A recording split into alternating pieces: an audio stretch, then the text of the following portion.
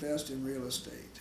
And at the time we moved out here, real estate was in the pits. There was no light at the end of the tunnel. There were for sale signs everywhere.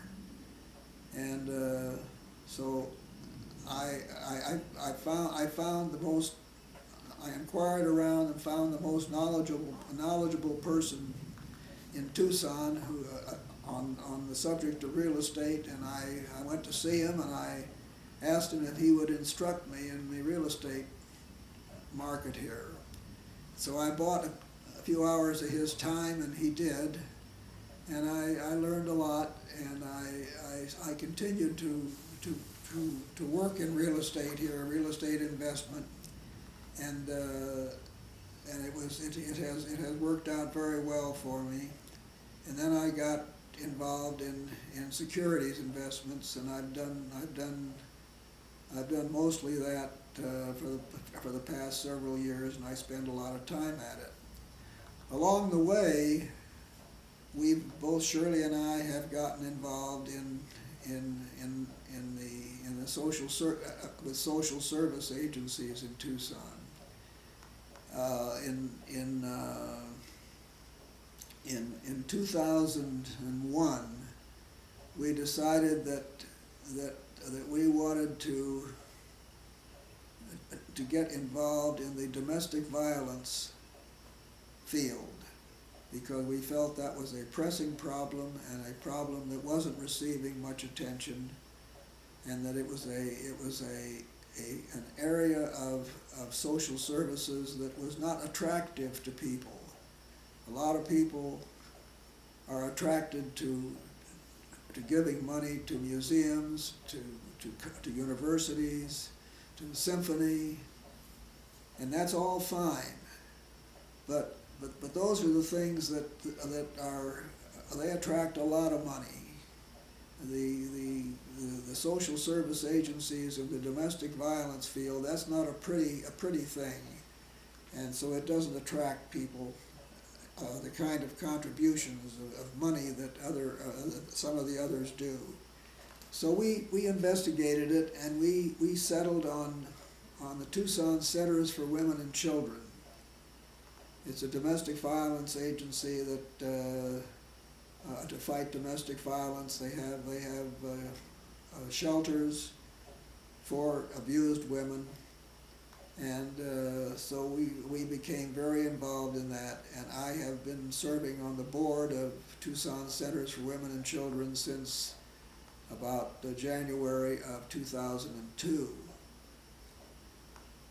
and it's been very gratifying to us, and we think we've been able to make a difference.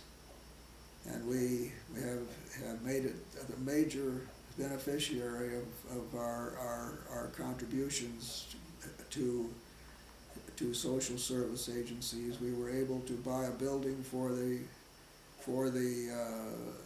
Tucson Centers for Women and Children. And they insisted on calling it the Lipsey Center, and over my objections, but I couldn't stop it unless I told him absolutely not, and I didn't want to do that. So anyhow, it's very gratifying, and I spend a lot of time with it, and Shirley has devoted time to it also. Before that, in Omaha, we were very active in a lot of things, and Shirley has alluded to the things she's done, which were remarkable. And in Omaha, I was one of the founding members of Boys Clubs of Omaha. There were 24 men who were founding members, and as far as I know, I'm the only survivor. And it's not because I'm so healthy, it's just that I was younger than most of the others. At the time, I think I was the youngest member of the Board of Governors, of the founding members of the Boys Clubs of Omaha. And I don't think there are any other survivors of the 24. Al Sorensen was the spark plug. He was the man that really put it all together. And he and Ed Shafton and I really did all the heavy lifting, and Al Sorensen, somehow, I don't know how he I did a lot of work, and so did Ed Shafton. Ed Shafton and I actually did the heavy lifting, and Al Sorensen did the thinking. We've spent a long time here now talking about our lives and what we've done, and how everything has happened, and what's happened in our lives, and how our children have influenced our lives.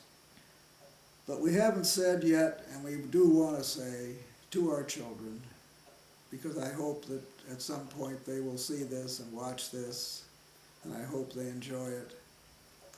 We want to tell you, our children, and our grandchildren, and our great-grandchildren,